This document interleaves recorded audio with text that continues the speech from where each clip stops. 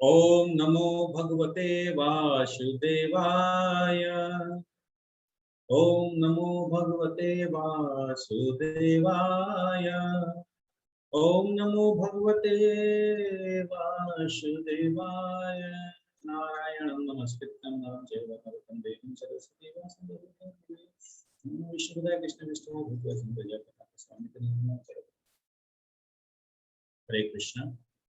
श्रीमद् भगवद गीता यथारूप अनुवाद एवं तात्पर्य इस्कॉन के संस्थापक आचार्य हिज डिवाइन के सभी चरणार्विंद भक्तिवेदांत स्वामी श्रील प्रभुपाद द्वारा हम लोग अध्याय 6 ध्यान योग में हैं और श्लोक संख्या 44 है कि 45 है? तो मुझे 45 तो हम 45 से आज करेंगे। तो विगत क्षेत्र में हम लोगों ने देखा अर्जुन महात्मा भगवान से ध्यान योगी के विषय में सब कुछ समझते हैं।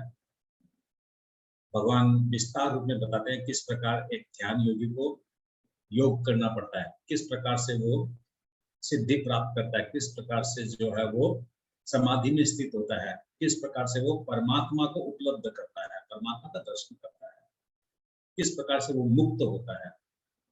सब कुछ सुनने के बाद अर्जुन महात्मा बोलते हैं कि भगवान मन जो है बहुत चंचल है, मन को नियंत्रण करना तो बहुत कठिन है। तो भगवान मन को नियंत्रण करने का फॉर्मूला दे देते हैं। उसके बाद अर्जुन महात्मा का और एक प्रश्न आता मन में कि अच्छा, किसी कारणवश ऐसा योगी का अगर गंतव्य स्थान पूर्ण नहीं हुआ, अगर उसका योग जो है वो सिद्धि प्राप्ति अगर नहीं हुई तो क्या होगा? वो तो बर्बाद हो जाएगा, क्योंकि वो तो बहुत तपस्या की है, सारे इंद्र तृप्ति का मार्ग, इस मेटेरियलिस्ट जगत का जो जितना भोग है उसको भी छोड़ दिया और उधर का भी नहीं रहा, ना इधर का रहा ना उधर का रहा। तब भगवान बोलते हैं ना, ऐसा नहीं है।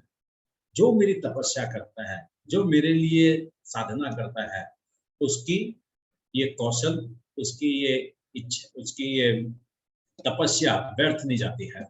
तो भगवान बोलते हैं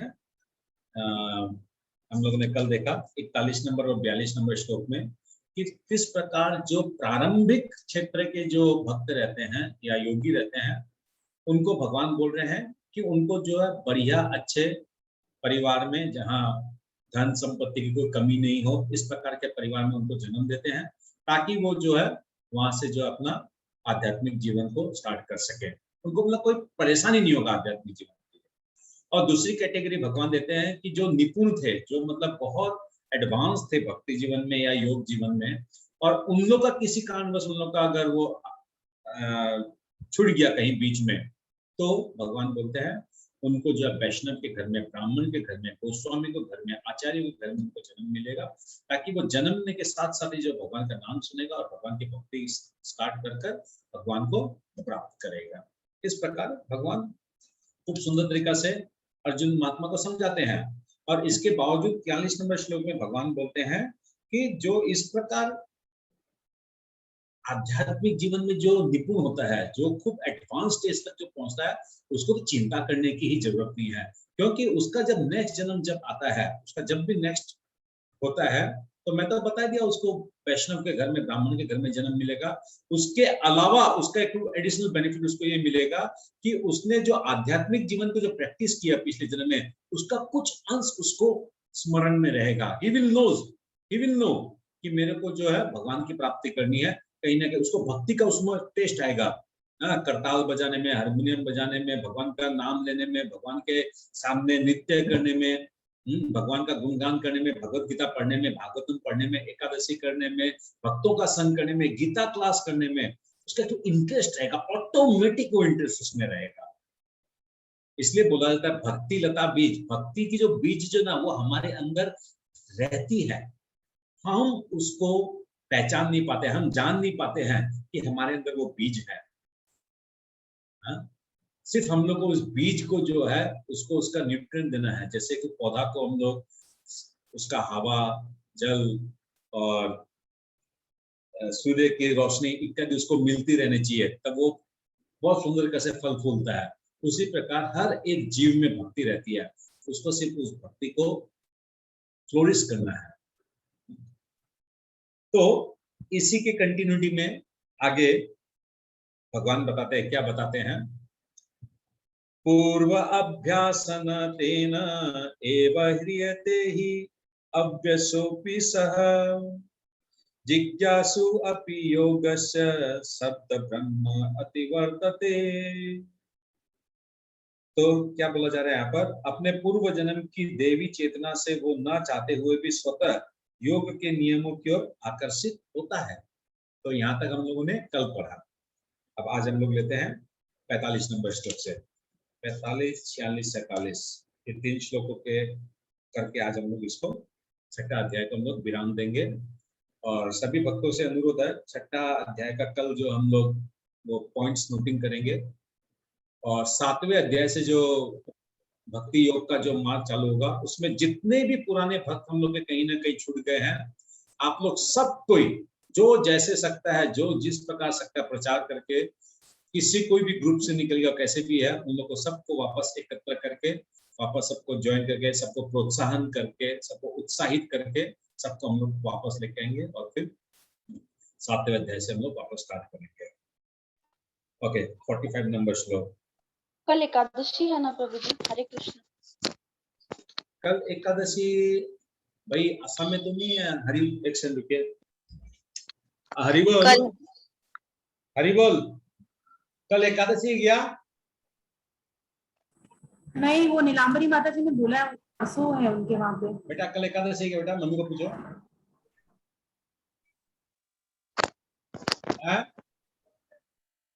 ओहो, अच्छा अच्छा, ओके ओके। तो ऐसा है कि नॉर्थ ईस्ट में मायापुर में, असम में हम लोग के परसों है। तो कोई बात नहीं है, कल अगर एकादशी है तो कल हम लोग एक काम करेंगे। कल क्या करना है? कीर्तन करना है? क्या करना है आप लोग? अच्छा, क्लास के बाद डिस्कस कर लेंगे हम लोग। Let us first concentrate on the shlokas. Okay, 45 number श्लोक। प्रयत्नात् यत् मानतु योगे संसिद्ध किलिबशः अनेक जन्म संसिद्ध तत याति पराम गतिम। और जब योगी समस्त कल्मश से शुद्ध होकर सच्ची निष्ठा से आगे प्रगति करने का प्रयास करता है, तो अंत तो गत्वा अनेक जन्म के अभ्यास के पश्चात सिद्धि लाभ करके वो परम गंतव्य को प्राप्त करता है। तो क्या बता रहे हैं भगवान यहाँ पर कि जो एडवांस लेवल तक प्रयास करेगा और किसी कारणवश उसका फॉल डाउन अगर हो गया, तो पहला बात तो उसको वैष्णव घर में, गोस्वामी के घर में जन्म मिलेगा। दूसरा बात, उसको स्मृति रहेगी, भक्ति कैसे करनी है उसमें वो स्मृति रहेगी। और तीसरा पॉइंट अभी भगवान क्या बोल रहे हैं कि अगर दूसरा जन्म में भी उसका कहीं उसका छूट गया, तीसरा जन्म हुआ उसमें भी कहीं छूट गया, चौथा जन्म में भी कहीं छूट गया, पांचवें जन्म में भी कहीं छूट गया, डोंट वरी। अल्टीमेटली वो इस प्रकार से सिद्धि प्राप्त करते करते करते ग्रेजुअली अपने आप को 5%, 8%, 18%, 28%, 45%, 67%, 88%, एक दिन वो 100% की तरफ 100% आएगा। One day he will achieve. After अनेकों जन्म लेने के बाद भाई प्रैक्टिस तो ये करना है, यही मेरा जीवन, ये मेरा जो मनुष्य जीवन जो इस बार मिला है, it should be my last. Practice तो ये करना है, चेष्टा ये करना है। मगर कहीं ना कृष्ण की मर्जी ना, everything is running on the wish of Krishna. Krishna की क्या मर्जी, कृष्ण की क्या प्लानिंग है, हु नोज। तो सपोज किसी कारणवश कहीं एक पॉइंट पे आके भक्ति छूट गया, कोई प्रॉब्लम नहीं है, नेक्स्ट जन्म मिलेगा, वहां से स्टार्ट करेंगे वापस। कहां से स्टार्ट करेंगे? नॉट फ्रॉम जीरो, जहां खत्म किए वहां से स्टार्ट करेंगे। फिर वो जहां तक चला, फिर एक जन्म मिला, फिर एक जन्म मिला, फिर एक मिला। मगर भगवान यहाँ क्या बोलते हैं? प्रयत्न कठिन अभ्यास से, यानी हर जन्म में हम लोग को अभ्यास करना पड़ेगा, तपस्या तो करना पड़ेगा कृष्ण को प्राप्त करने के लिए। कृष्ण तो कोई बाजारू चीज तो है नहीं, 2 रुपया, 5 रुपया, 10 रुपये में मिल जाएगा। कृष्ण इतने ऐश्वर्यवान है, इतने बलवान है, इतने धनवान है, इतने कृपावान है, इतने उनमें वो है। तो भाई आज हम लोग एक मंत्री से मिलने जाते हैं तो कितना उसका पीए से बोल बुला के हम लोग को मिलना पड़ता है। चीफ मिनिस्टर से मिलने जाओ तो 3 दिन 4 दिन पहले अपॉइंटमेंट लेना पड़ता है। तो सोचिए प्राइम मिनिस्टर से मिलने जाएंगे तो क्या अवस्था होगा, प्रेसिडेंट से मिलने जाएंगे तो क्या होगा। और ये तो भगवान है, हैं? करोड़ों करोड़ों चीफ मिनिस्टर से टाइमिंग लेने के बाद जितना टाइम लगेगा उन लोग से टाइमिंग लेने में, उतना टाइमिंग लगेगा कृष्ण से टाइमिंग लेने में, हैं? तो कुछ जन्म लगेगा, कुछ जन्म लगेगा, हमारा हताश नहीं होना है, चेष्टा करना है इसी जन्म में। इस जन्म में नहीं हुआ तो कोई बात नहीं है। हम लोग को प्रोत्साहन, हम लोग को उत्साह देने के लिए भगवान इन सब श्लोकों को बोले हैं। तो इस 45 नंबर श्लोक में क्या बोल रहे हैं, और जब योगी समस्त कल्मश से शुद्ध होकर, समस्त कल्मश यानी ये फाइनल डिसीजन, मतलब फाइनल बर्थ, 8 नंबर 9वां नंबर 12 नंबर 15 नंबर जो फाइनल बर्थ जो होगा, उस फाइनल बर्थ में समस्त कल्मश से जब वो मुक्त हो जाएगा। कल्मश शब्द का मतलब हम लोग क्या समझे, यहाँ कल्मश शब्द का मतलब हम लोग को ये समझना पड़ेगा। हाँ प्रभु, प्रभु जी, पूरा पूरा पाप आपने वो लास्ट टाइम बताया था ना, वो भुंजते थे त्वगम पापा वाला, तो हाँ, पाप जो हम लोग भोजन समस्त पापों से मुक्त होना पड़ेगा। जी जी प्रभु जी, यस, समस्त पाप से मुक्त होना पड़ेगा। और पाप कैसे जाएगा, पाप जाएगा जब हम लोग काम और इंद्रियों को, इंद्रियों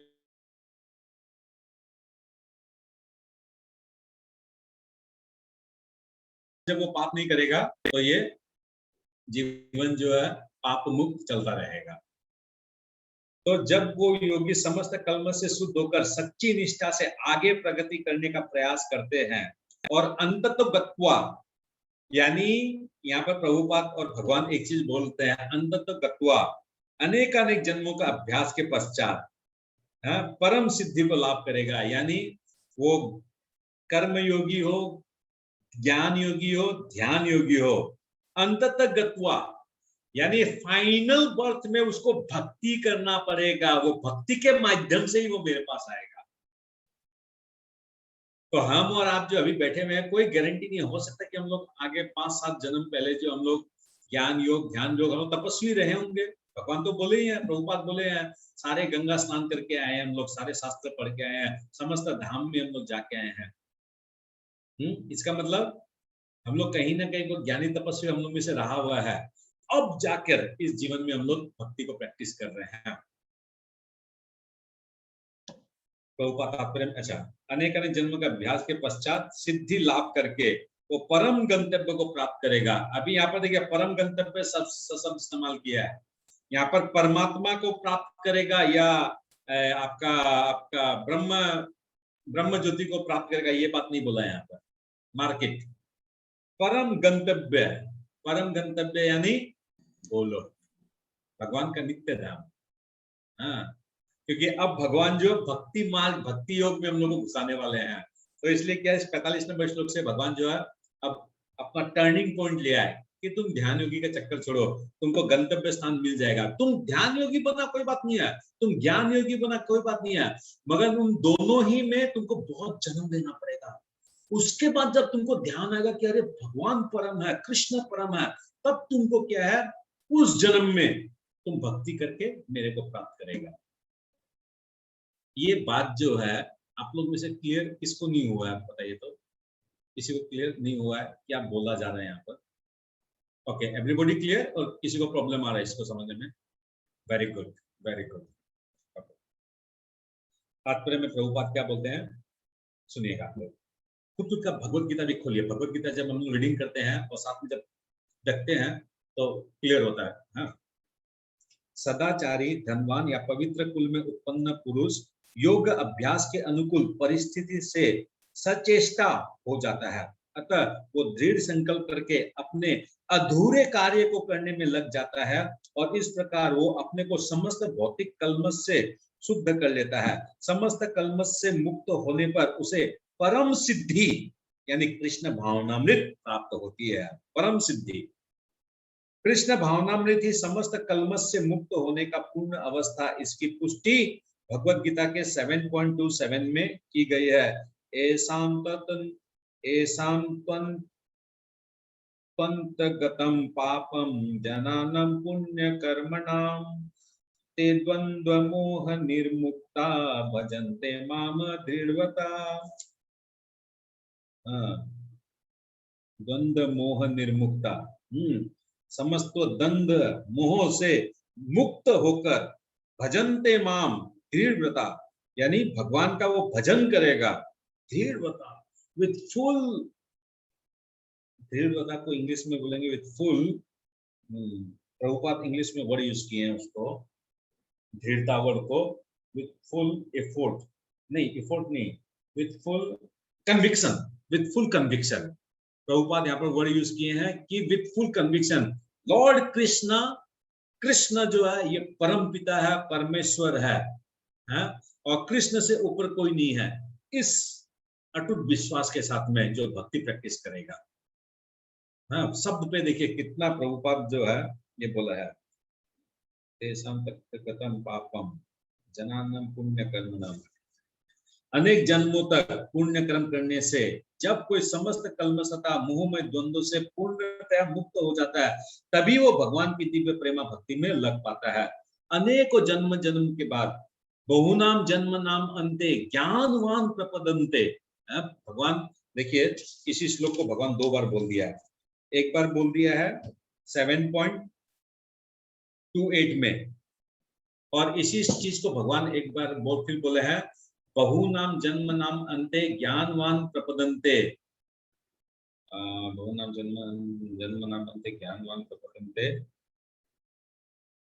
क्या है राधिका माता जी, वो पूजा मानो माता जी कहाँ है, क्या श्लोक टू नेक्स्ट लाइन क्या है, एक श्लोक निकाली तो ये कहाँ है, ये श्लोक टू बहुनाम जन्म नाम अंते, ये 12 नंबर में है ना, किसमें है ये,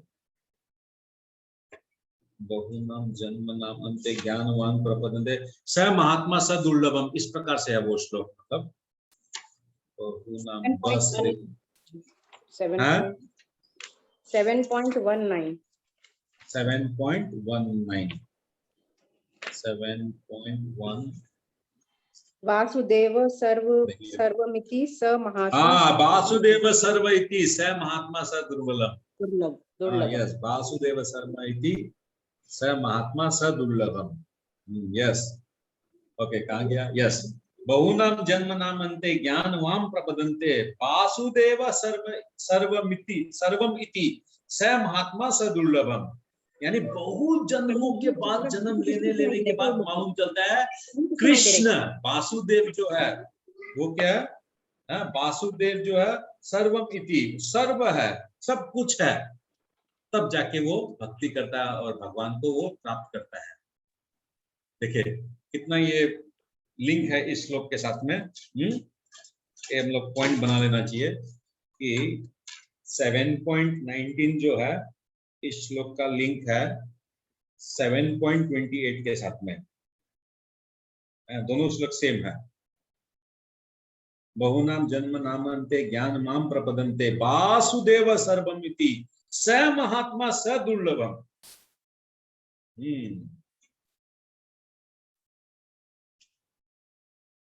बहुत सुंदर आएगा ये श्लोक, तो समझेंगे हम लोग अच्छा से।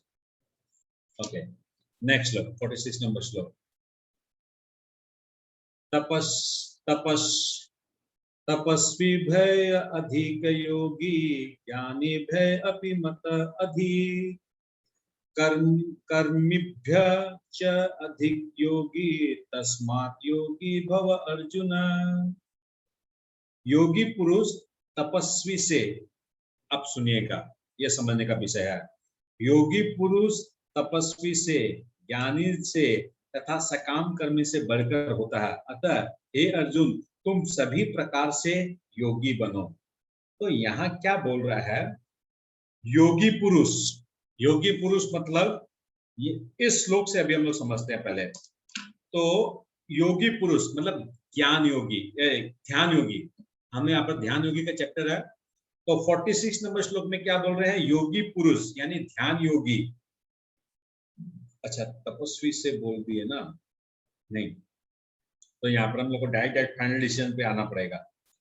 तो यहाँ पर भगवान अर्जुन महात्मा को बोलते हैं कि अर्जुन अतः तुम योगी बनो।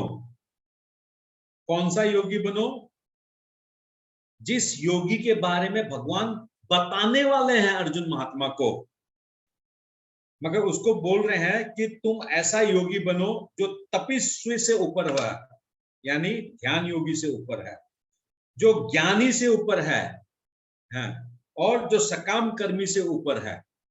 यानी सकाम कर्मी, ज्ञान योगी और ध्यान योगी, इन तीनों से ऊपर वाला योगी तुम बनो।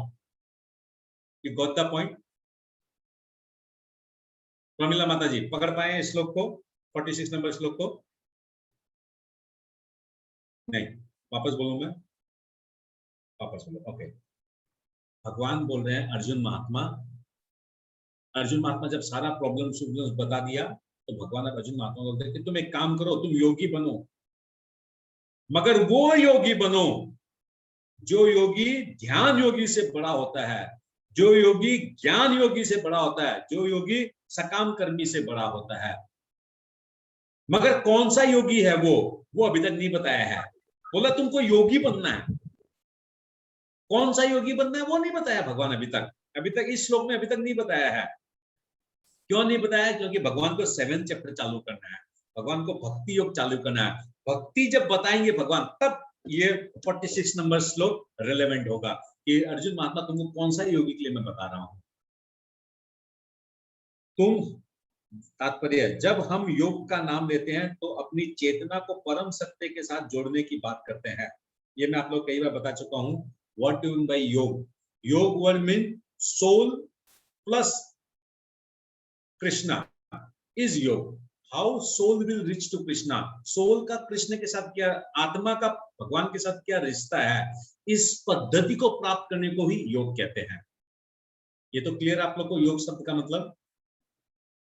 विविध अभ्यासकर्ता इस पद्धति को ग्रहण की गई विशेष विधि के अनुसार विभिन्न नामों से पुकारते हैं। यस, क्योंकि भगवान ने दूसरा अध्याय में हम लोग को सकाम कर्म योग के बारे में बताया, निष्काम कर्म योग के बारे में बताया। तीसरा अध्याय में जो है भगवान मोटा मोटी देवताओं से रिलेटेड बात बताया। फिर जो है हम लोग को चौथा अध्याय में जो है ज्ञान योग के बारे में बताया। छठा अध्याय में ध्यान योग के बारे में बताया। तो विभिन्न योग प्रोसेस तो सारे योग ही है, मगर विभिन्न फॉर्मूला, विभिन्न प्रैक्टिस करने का तरीका है, विभिन्न नियम है, विभिन्न कैरेक्टरिस्टिक्स है, विभिन्न गंतव्य है। देखिए योग के साथ गंतव्य भी है। The process is different, the aim is different, the objective is different, and the people who are conducting they are also different, मगर है सारे ही योग।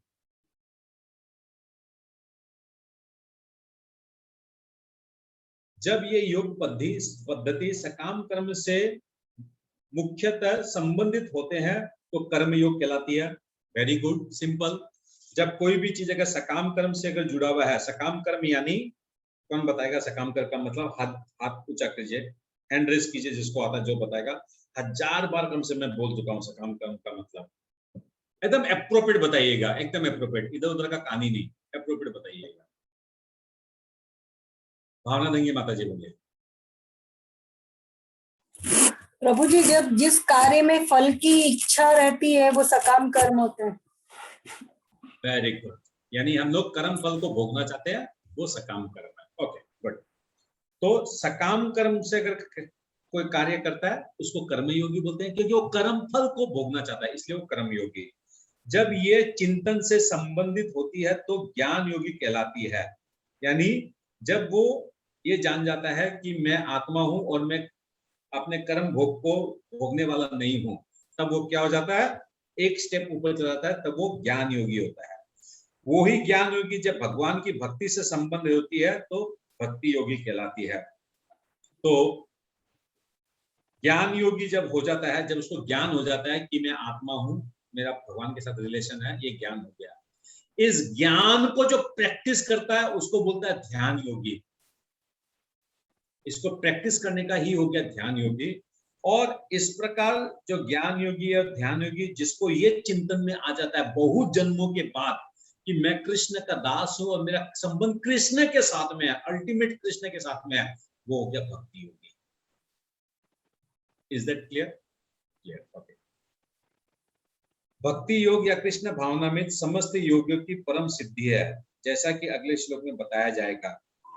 देखिए, भक्ति योग या कृष्ण भावना में समस्त योगियों की परम सिद्धि है। तो दिस इज द क्या बोलता है उसको, भक्ति योग या कृष्ण भावना में समस्त योगियों की परम सिद्धि है। This is the main point of this श्लोक।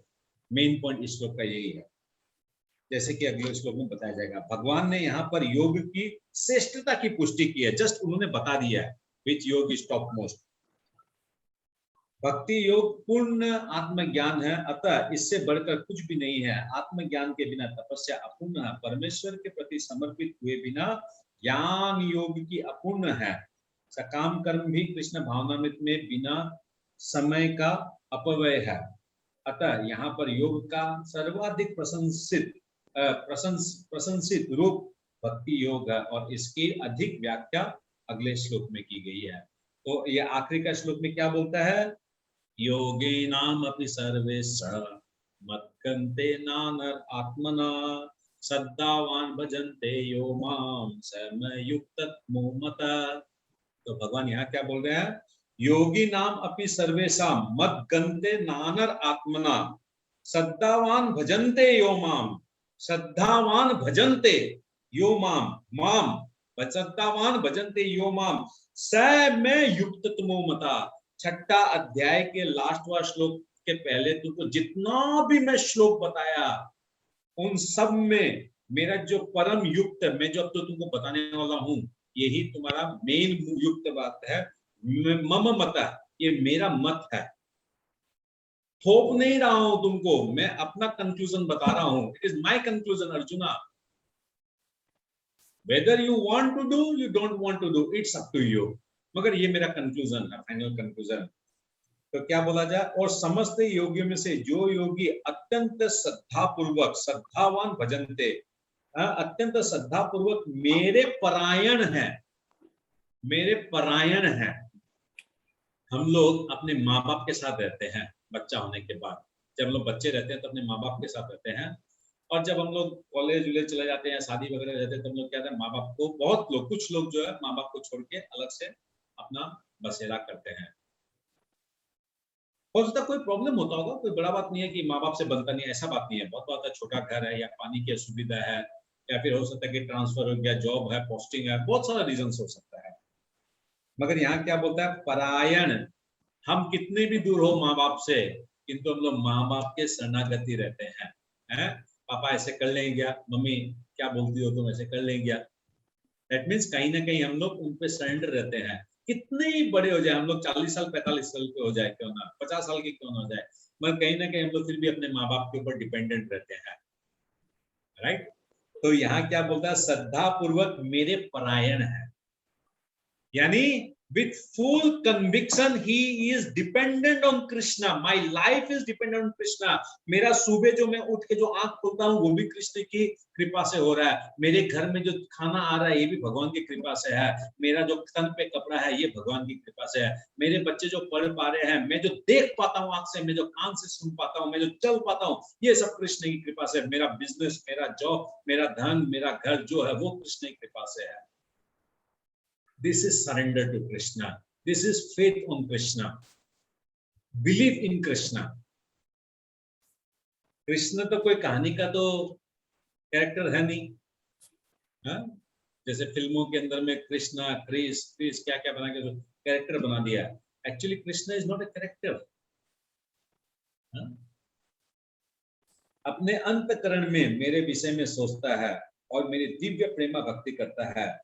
अपने अंतकरण में मेरे विषय में सोचता है। This is a very important point. अंतकरण में मेरे विषय में सोचता है। क्या समझे आप लोग, कौन बताएगा?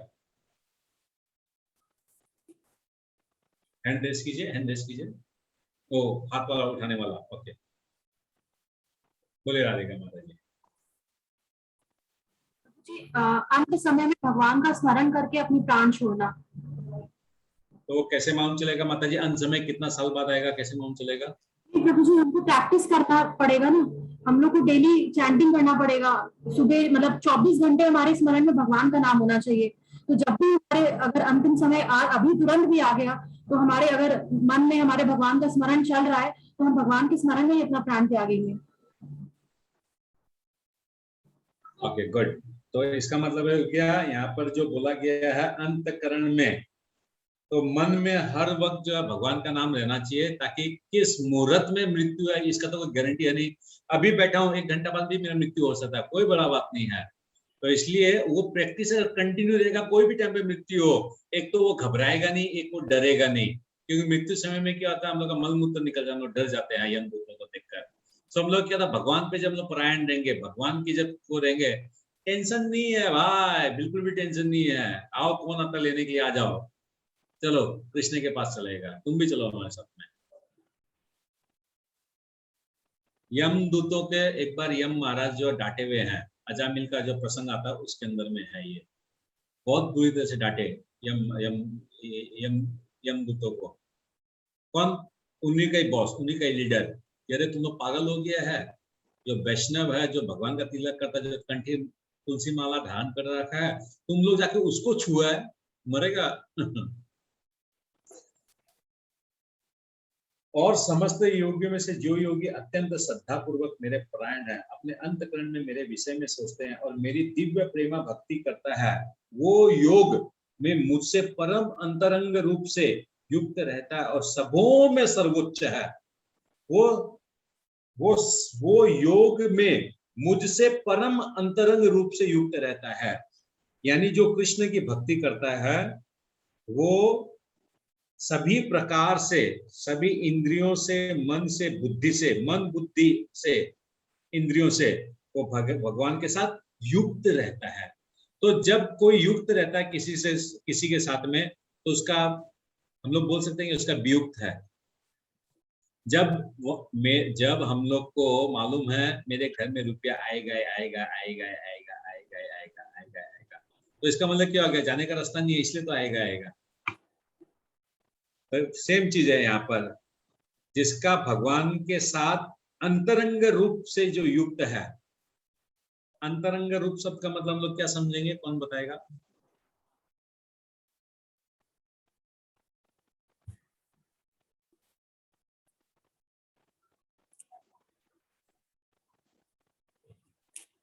हाँ, शिखा गुप्ता माता जी बोलिए।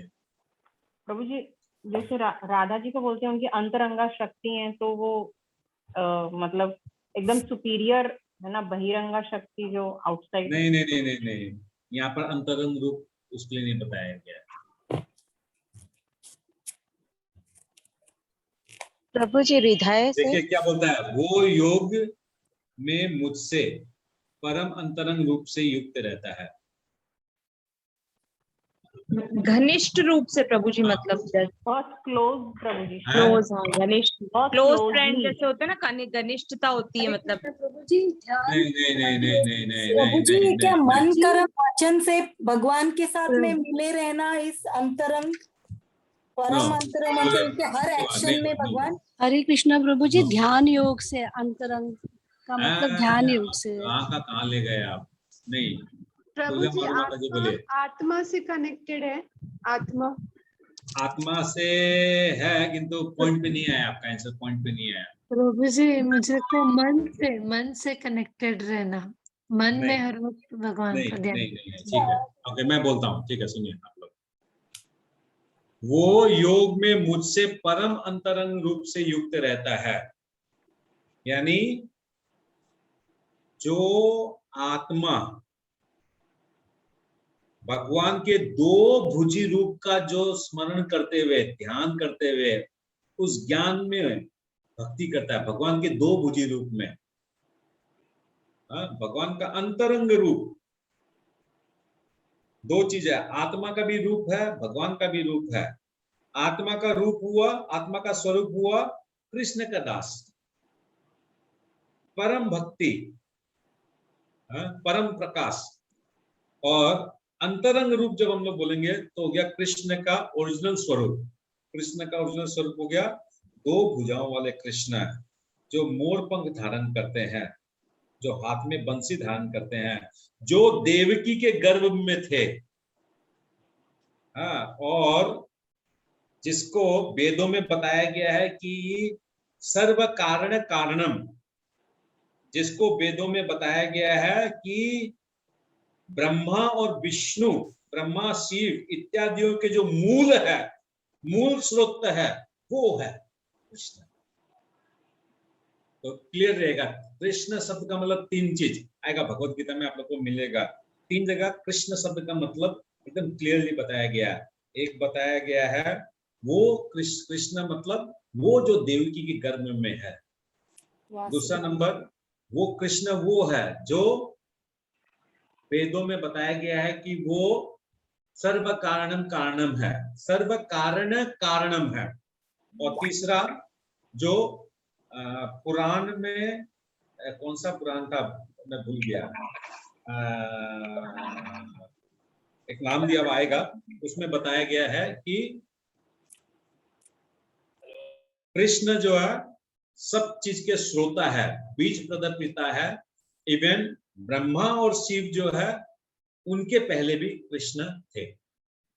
स्टार, मून, सन, इस टाइप से व्याख्या आया वहां पर कि सन, मून, स्टार, उससे भी पहले भगवान थे। यानी he is the origin of the everything, he is the beginning of the everything. वो ब्रह्म वैवर्त पुराण है क्या? हाँ, यस, ब्रह्म वैवर्त पुराण में ये चीज बताया गया। Yes, correct, very good. कौन बताया आंसर? मैं बोली प्रभु जी। श्लोक नंबर क्या था ये बताइए तो। श्लोक नंबर 12 चैप्टर में था क्या ये? 12 चैप्टर में नहीं, 11 नंबर चैप्टर में किसी ने बताया था। नहीं प्रभु जी, मैंने तो भागवत कथा में सुना था। भागवत में गया, ओके, मैंने भागवत कथा में तो सुना था। कथा में सुना था। हाँ। गुड। तो रूप से युक्त रहता और सबों में सर्वोच्च है।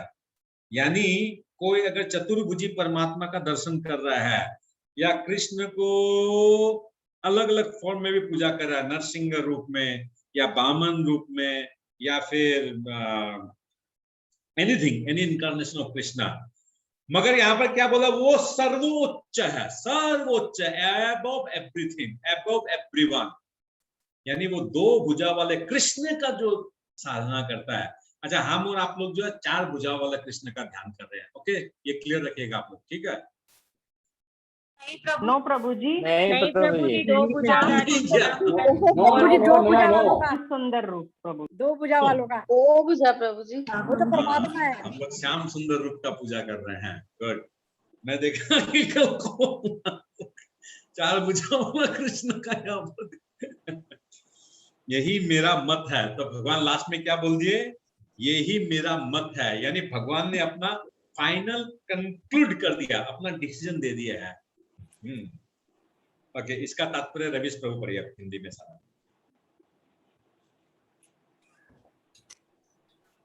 हरे कृष्ण। तात्पर्य यहाँ पर भजते शब्द महत्वपूर्ण है। हरि बोल। ओके, एक मिनट, ये यहाँ पर भजते शब्द महत्वपूर्ण है। भजते वर्ड तो भगवत गीता में बहुत बार आया है। आप लोग पहले भी इस वर्ड को पढ़ चुके हैं। आप लोग मुझे कोई बता सकता है कौन सा नंबर श्लोक में ये भजते वर्ड आप लोग ऑलरेडी पढ़ चुके हैं? भजते, ठीक है, इसमें तो वही है, इसमें तो भजते आ ही गया। सद्दावान भजते यो माम, भजते इसमें तो आ गया। और एक श्लोक में आया भजते। आप लोग में किसी को याद है?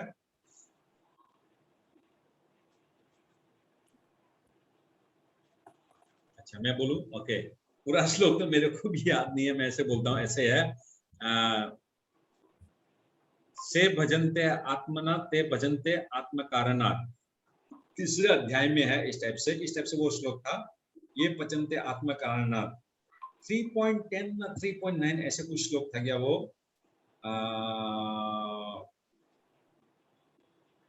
ये ते भजन्ते आत्म कारण करके देखना पड़ेगा, याद नहीं आ रहा मेरे को। एनीवेज, मतलब ये भजनते वाला वर्ड जो है भगवान ने भजन करने के लिए पहले भी बोल चुका है। और भजन शब्द का मतलब क्या हो गया? अगर मैं आप लोगों को पूछूं व्हाट डू यू मीन भजन, आप लोग मुझे कौन बोलेगा? वो सेवा करना प्रभु जी, भगवान का सेवा करना भजन। ओके, और उनका गुणगान करना प्रभु जी, उनको याद करना, गुणगान करना भजन। ओके, जो लोग बोल दिया बस एक ही पॉइंट बोलेंगे, दूसरा नहीं बोलेंगे। और बोलिए। उनके प्रेम भक्ति में रहना, प्रेमा भक्ति में रहना। हाँ, प्रेमा भक्ति में रहना, ध्यान, भगवान का ध्यान प्रेमा करना, भक्ति में रहना, ये भजन है। हाँ ठीक है। प्रभु जी, प्रेम माला नवदा में हाँ, नवदा भजन। भक्ति में कुछ ओके। भी चूज करना तो भगवान का भजन ही है ना। हाँ? नवदा भक्ति में से कुछ भी करना, चाहे हम स्मरण कर रहे हैं, चाहे हम श्रवणम कर रहे हैं, वो भी भगवान का भजन है, करेक्ट। तो भगवान का भजन क्या हो गया? हम लोग जो क्लास जो कर रहे हैं ये भी भगवान का भजन है। हम लोग भजन जो करते हैं वो भी भजन है। भगवान का गुणगान करना भजन है। प्रभु जी, भगवान का गुणगान सुनना, प्रचार करना प्रभु जी। प्रचार करना प्रभु जी। हाँ, प्रचार करना भी भजन है। प्रचार करना तो बहुत अच्छा भजन है। प्रचार करना भी भजन है। और क्या भजन हो सकता है बताइए? भगवान की क्लास करना, जैसे आप कर रहे हैं। हैं? क्लास करना प्रभु जी, क्लास हाँ। करना। प्रसाद खिलाना प्रभु जी। हाँ, प्रसाद खिलाना भी भजन है। यस, किसी को प्रसाद खिलाना ये भजन है। जाप करना कराना। क्लास करना, क्लास कराना, यस, दोनों ही भजन है। वेरी गुड, ये भी भजन है। जाप करना कराना महामंत्र का। यस। प्रभु जी, ये भजते शब्द 3.13 में आया क्या? यज्ञ शिष्टा सिनो मगर इसमें वो भजन वाला बात नहीं आया। नहीं, इसमें मेरा गलती हो गया। इसमें भजन वाला बात नहीं आया। भोजन, इसमें भोजन आ गया, भजन नहीं है। ये श्लोक भोजन पे है, भजन पे नहीं है। भजन पे है, भजन पे एक श्लोक आएगा, रुकिए, पीछे नहीं, ये आगे आएगा। 7.13 में सतताम भजताम प्रति पूर्वकम ददामि बुद्धि योगम तम येन माम उपयान्ति। क्या था? कहाँ गया वो राधिका माता जी? प्रभु जी, श्लोक 9.13 में है, महाआत्मान मां पार्थ देवी प्रकृति माश्रिता भजन्ति अन्य मनस ज्ञात्वा भूत आदिम अवयवम। हाँ, वहां पर है। और एक श्लोक आएगा 7.28 एक और है, भजताम, एक और है ना, भजताम प्रीति पूर्वकम ददामि बुद्धि योगम तम येन माम उपयान्ति ते। भजताम प्रीति पूर्वकम येन माम उपयान्ति ते ना, ऐसा कुछ श्लोक है ना। 10.8 भी है प्रभु जी। 10.28 है प्रभु जी। 9 पॉइंट कितना है? 10.8 प्रभु जी वो है। 10.8, यस, 10.8, यस, गुड गुड। 10.8 अहम सर्वस्य प्रभवो मत। अहम सर्वस्व प्रभो मत सर्व प्रवर्तते इति मत्वा भजन्ते माम बुधा भाव समन्विता। यस, ये जो भगवान शब्द का मतलब क्या होता है उसका एक डेफिनेशन ये 8 नंबर श्लोक है। अहम सर्वस्व प्रभवो मत सर्वम प्रवर्तते इति मत्वा भजन्ते माम बुधा भाव समन्विता। Okay, good. पढ़िए, तात्पर्य पढ़िए।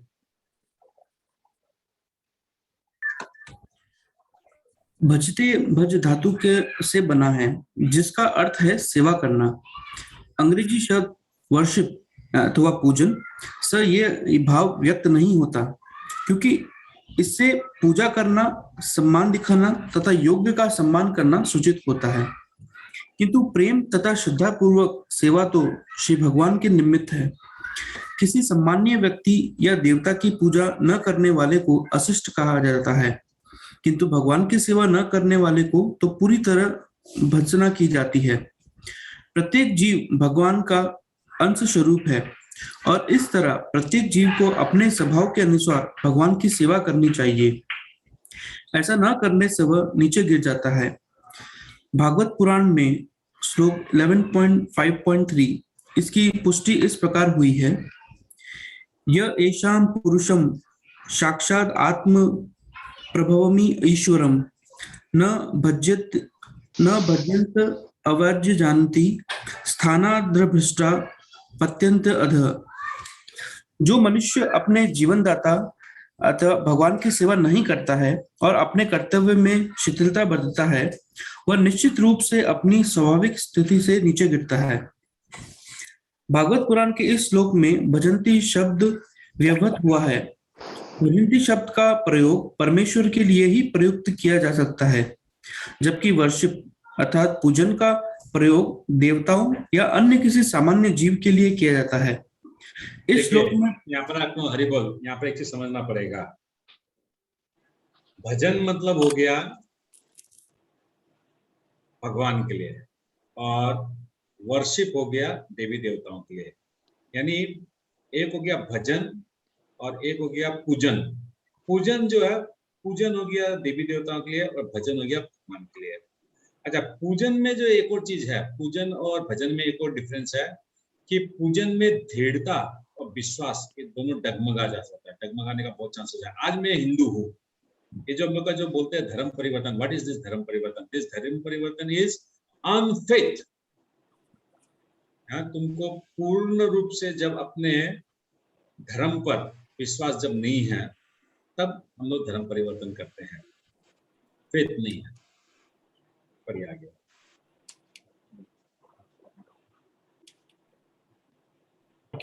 इस श्लोक में प्रयुक्त अवजानन्ति शब्द भगवत गीता में भी पाया जाता है। अवजानन्ति माम मूढ़ा, केवल मूर्ख तथा धूर्त भगवान कृष्ण का उपहास करते हैं। ऐसे मूर्ख भगवत भक्ति की प्रवृत्ति न होने पर भी भगवत गीता का भाष्य कर बैठते हैं।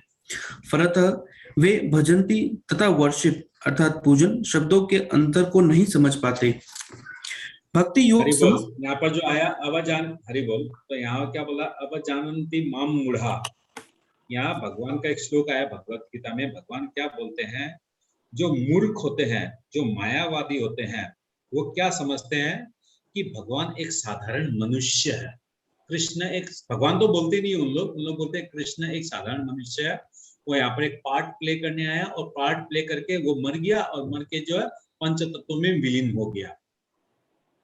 तो भगवान बोल रहे हैं अवजानति माम मूढ़ा, जो इस प्रकार से सोचता है या इस प्रकार का अपना ज्ञान को डेवलप किया, ही इज मूढ़ा, he is nonsense, he is मूर्ख, गधा है। आगे भगवत गीता में आएगा ये भगवान का विराट रूप का 11 नंबर अध्याय की 12 नंबर अध्याय है विराट रूप का 11 नंबर। तो उसमें विराट रूप में देखिएगा भगवान सारा बताएंगे, एकदम क्लियर कट बताएंगे कि किस टाइप का वो मूर्ख है। ये जो पॉइंट जो यहाँ पर जो प्रभुपाद जो लिखे हैं अवजानन्ति माम मूढ़ा, इस चीज को क्लियर कर देंगे वहां पर। पढ़िए। भक्ति योग समस्त योगों की परिणति है। अन्य योग तो भक्ति योग में भक्ति तक पहुंचने के साधन मात्र हैं। योग का वास्तविक अर्थ भक्ति योग है। अन्य सारे योग भक्ति रूप यूपी गंतव्य की दिशा में अग्रसर होते हैं। कर्म योग से लेकर भक्ति योग तक का लंबा रास्ता आत्म साक्षात्कार तक जाता है। निष्काम कर्म योग साक्षात्कार तक जाता है। निष्काम कर्म योग इस रास्ते मार्ग का आरंभ है। जब कर्म योग में ज्ञान तथा वैराग्य की बुद्धि होती है तो वह अवस्था ज्ञान योग आरंभ है। जब कर्म योग में ज्ञान तथा वैराग्य की वृद्धि होती है तो यह अवस्था ज्ञान योग कहलाती है। जब ज्ञान योग में अनेक भौतिक विधियों से परमात्मा के ध्यान में वृद्धि होने लगती है और मन उन पर लगा रहता है तो इसे अष्टांग योग कहते हैं। इस अष्टांग योग को पार करने पर जब मनुष्य श्री भगवान कृष्ण के निकट पहुंचता है तो यह भक्ति योग कहलाता है। हरे कृष्णा, हरे कृष्णा, हरे कृष्णा। ये कौन समझाएगा इस पैराग्राफ को? यहाँ से कर्म योग से लेकर भक्ति योग तक का लंबा रास्ता आत्म साक्षात्कार तक जाता है। निष्काम कर्म योग इस रास्ते का आरंभ है। कर्म योग में ज्ञान तथा वैराग्य की वृद्धि होती है तो वो ज्ञान योग कहलाता है। जब ज्ञान योग में भौतिक विधियों से परमात्मा में ध्यान की वृद्धि होती है तो उसे अष्टांग योग कहलाता है। जब अष्टांग योग के परे जब मनुष्य से भगवान कृष्ण के निकट पहुंचता है तो भक्ति योग कहलाता है। ये किसको समझ में नहीं आया? आप लोग में से बताइए तो किसको इसको कंफ्यूजन है, किसको क्लियर नहीं हुआ या किसको समझ में नहीं आया बात? त्रिपुरारी प्रभु आप समझाइए, क्या समझे आप? प्रभु समझा नहीं पाया, समझ गया प्रभु पूरा समझ गया। ओके, तो आप समझाएंगे नहीं, आप मेरे को क्या समझे? नहीं खुला है, आ जाओ। तो आप लोग दोनों जने एक ही रूम में बैठे हैं क्या? आप और रुपेश प्रभु? नहीं प्रभु जी। नहीं, आप वहां से बोले ना तो हमसे कि वो पास के कोई रूम में बैठे हुए हैं। एनीवेज ठीक है, त्रिपुरारी प्रभु नहीं बोलना चाहते हैं। रुपेश प्रभु आप बोले, क्या समझे? हरे कृष्णा प्रभु जी। हरे कृष्णा।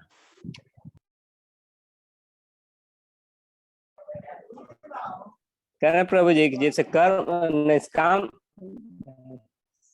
निष्काम कर्म से हम लोग करते सकाम कर्म तक पहुंचते हैं।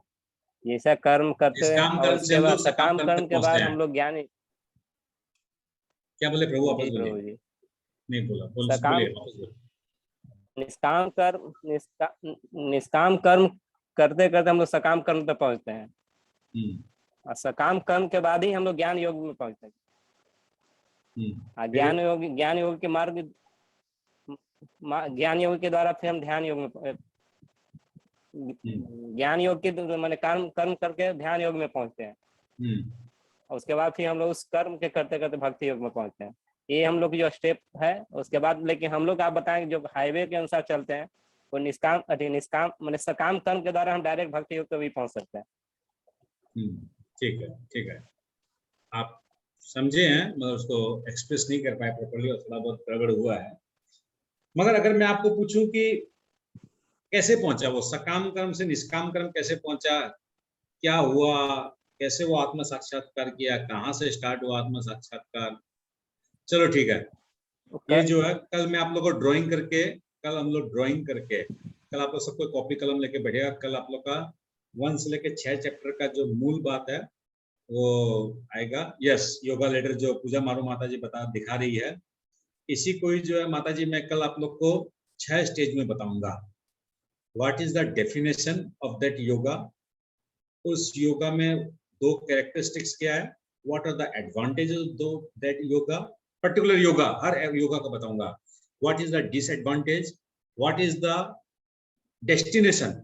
इस टाइप से आप लोग जब एक बार लिख लेंगे ना, लाइफ टाइम के लिए एकदम ब्रेन के अंदर में घुस जाएगा। जैसे अभी रुपेश प्रभु सब उल्टा पुल्टा करा दिए, किधर को किधर में पहुंचा दिया, सकाम कर्मी को ज्ञान योगी में, ज्ञान योगी को उसमें, निष्काम कर्मी को सकाम कर्मी में। तो ऐसा नहीं है, वो सिस्टमेटिक समझ में आ जाएगा आप लोग को एक बार में।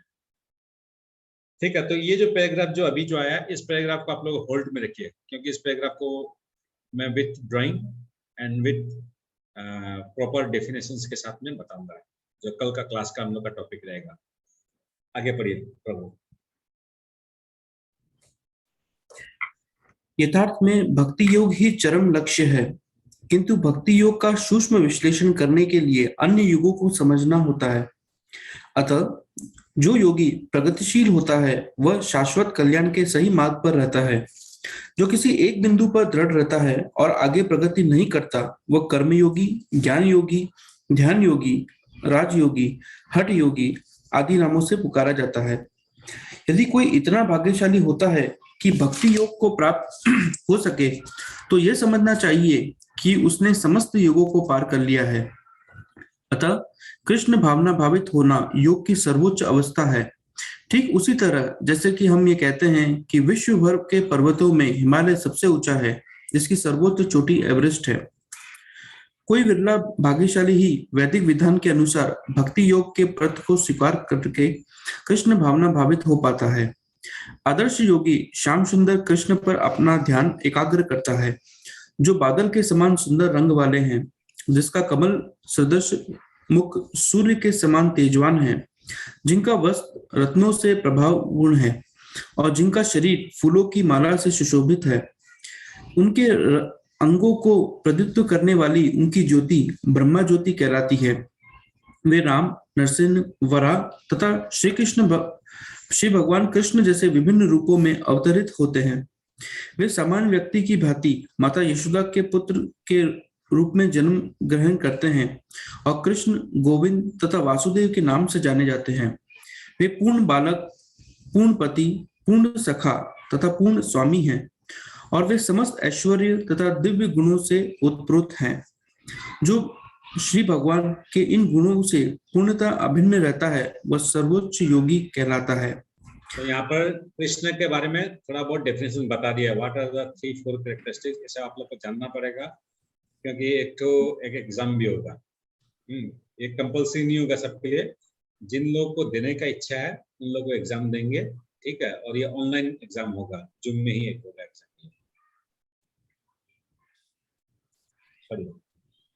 योग की यह सर्वोच्च दशा केवल भक्ति योग से ही प्राप्त की जा सकती है, जिसकी पुष्टि वैदिक साहित्य से होती है। श्वेताश्वतर उपनिषद 6.23 यस्य देवे पराभक्ति यथा देवे तथा गुरु तस्य ते कथिता हार्ता प्रकाशन्ते महात्मनः। अर्थात जिन महात्माओं के हृदय में श्री भगवान तथा गुरु में परम श्रद्धा होती है उनमें वैदिक ज्ञान का संपूर्ण तात्पर्य स्वयं प्रकाशित हो जाता है। भक्ति रस्य भजनम तहिद्र मुत्रो पाधि निरासेन्या मुष्मिनम मन कल्पनत मेतदेव नैष्क कर्मयम। भक्ति का अर्थ है भगवान की सेवा जो इस जीवन में या अगले जीवन में भौतिक लाभ की इच्छा से रहित होती है। ऐसी प्रवृत्तियों से मुक्त होकर मनुष्य को अपना मन परमेश्वर में लीन करना चाहिए। निष्कर्म का यही प्रयोजन है। गोपाल तापनी उपनिषद 7.5। ये सभी कुछ ऐसे साधन हैं जिससे योग की परम संसिद्धिमयी अवस्था भक्ति या कृष्ण भावनामृत को संपन्न किया जा सकता है। इस प्रकार श्रीमद् भगवद गीता के 6 अध्याय ध्यान योग का भक्ति वेदांत तात्पर्य पूर्ण हुआ। हरे कृष्णा। हरि बोल। थैंक यू सो मच प्रभु। अब आप लोग एक चीज बताइए, कल जो मैं आप लोग को आचार्य शब्द का मीनिंग जो बताया और इसमें अभी प्रभु ने जो लास्ट की तरफ जो पढ़ा, लास्ट का जो 2 मिनट 3 मिनट जो पढ़ा, इसके साथ हम लोग क्या लिंक कर सकते हैं? सबको एक साथ में नहीं बोलेंगे, जिसको आता है वो हैंड रेस करेगा और उसमें से ही मैं में से किसी को एक को पूछूंगा।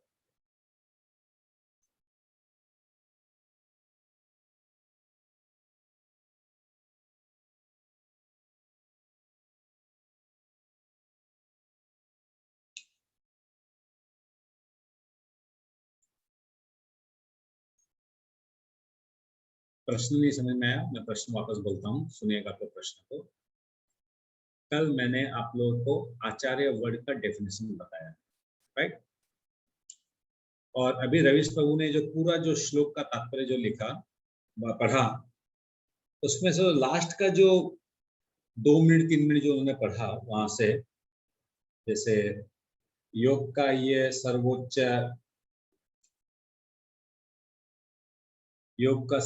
दशा केवल भक्ति योग से ही प्राप्त हो सकती है, जिसकी पुष्टि वैदिक साहित्य से होती है। श्वेतश्वर उपनिषद 6.23 से लेकर लास्ट तक जो था, इसको हम लोग क्या लिंक कर सकते हैं, क्या समझ सकते हैं?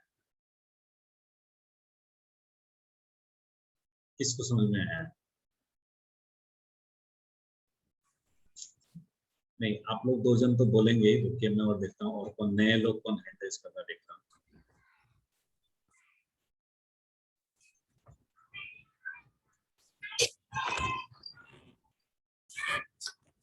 ठीक है, रवीश प्रभु बोलेंगे ना, भावना माता जी बोलेंगे, कौन बोलेगा? हाँ, हरे कृष्ण प्रभु। हाँ, कल जैसे आपने बोला था कि आचार्य मतलब होता है कि हमको उनके चिन्हों पे, पद चिन्हों पे चलना है।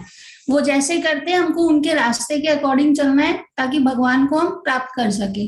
तो इसमें भी जैसे ये बोला है कि हमें जिन महात्माओं के हृदय में श्री भगवान तथा गुरु में परम श्रद्धा होती है, मतलब अगर हमको अपने गुरु में समझ लो जैसे आप ही हमारे गुरु हो, अगर हम आपके पद चिन्हों पे चल रहे हैं तो मतलब हम भगवान को प्राप्त कर सकते हैं।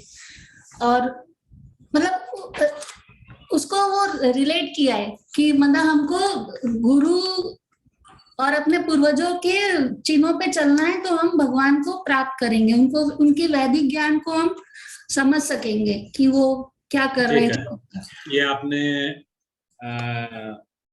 टेक्निकली आपने एकदम सही कहा, तो इसमें 2 मत नहीं है। जी थोड़ा सा इसमें एक हिडन मीनिंग है। मेरा प्रश्न है कि बहुत बड़ा हिडन मीनिंग है, वो हिडन मीनिंग को कौन क्रैक कर पाता है, वो यही बात है।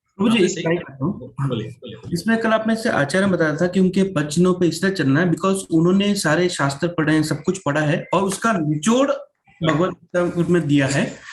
तो ये इसलिए वो निचोड़ शब्द मेन था, उन्होंने सब शास्त्र का निचोड़ यहाँ रखा है। तो क्या बोलना चाहते हैं आप? तो क्या बोलना चाह रहे हैं आप? क्या? हाँ, तो इसी तरह तो जब उनके पास जो इतना ज्ञान है सब है, तो वो ज्ञान उनसे स्वयं प्रकाशित होता है। तो वो है कि भाई वो इतने गुणवान व्यक्ति हैं, सब इतना ज्ञान रखा है उन्हें हमको ये सारे शास्त्र पढ़ के उसका निचोड़ दिया है। तो उनके पचनों पे चलना आचार्य, वो हमारा आचार्य मान के। और इस एग्जांपल से जो अभी जो आप पढ़े, जो लास्ट का जो पढ़े, इससे आप कैसे रिलेट करेंगे उस चीज को, ये बताइए। जिन महात्माओं के हृदय में श्रद्धा होती है उनका वैदिक ज्ञान समझ स्वयं प्रकाश। पॉइंट तो ठीक ही बोले, उस टाइम मैं क्लैप भी बजा दिया, मगर आप रिलेट नहीं कर पाए चीज को, मिस कर दिया, असली पॉइंट को मिस कर दिया। ओके, नेक्स्ट मैं चांस देता हूँ थोड़ा हम लोग का शिखा गुप्ता माता जी को। हाँ प्रभु जी, इसमें मेन यही बोला जा रहा है, गुरु के बिना भगवान की प्राप्ति हो ही नहीं सकती है। मतलब हम लोग जितना भी कोशिश कर ले, उनके सानिध्य में आकर ही हम अपनी भक्ति को सही तरह से कर सकेंगे, जिससे हम कृष्ण जी की प्राप्ति कर सकें। ठीक है, गुड। पूजा मारू माता जी बोलिए। हरे कृष्ण प्रभु जी, यानी कि